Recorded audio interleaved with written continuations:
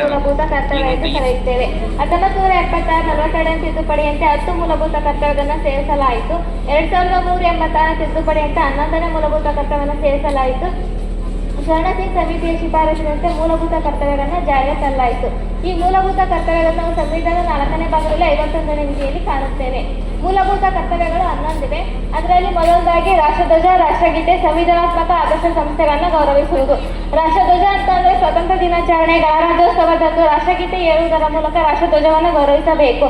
ರಾಷ್ಟ್ರಗೀತೆ ಅಂತಂದ್ರೆ ಯಾವುದೇ ಒಂದು ರೀತಿಯ ಕೆಲಸದಲ್ಲಿ ನಿರತವಾಗಿದ್ದರೂ ಸಹ ಎದ್ದು ನಿಂತು ಗೌರವವನ್ನು ಸಲ್ಲಿಸಬೇಕು. ತಪ್ಪಿತಸ್ಥರಿಗೆ ಸೂಕ್ತವಾಗಿರುವಂತಹ ಶಿಕ್ಷೆಯನ್ನು ನೀಡುವುದರ ಮೂಲಕ ಸಂವಿಧಾನ ತನ್ನದೇ ಆಗಿರುವಂತಹ ಮಹತ್ವವನ್ನು ಹೊಂದಿರುತ್ತದೆ.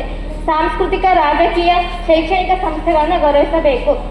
ಇನ್ನು ಎರಡನೇದಾಗಿ ಸ್ವಾತಂತ್ರ್ಯಕ್ಕೆ ಸ್ಫೂರ್ತಿಯನ್ನು ಕೊಟ್ಟ ವೀರ ಉದಾತ್ತ ಮೌಲ್ಯವನ್ನು ಪಾಲಿಸುವುದು.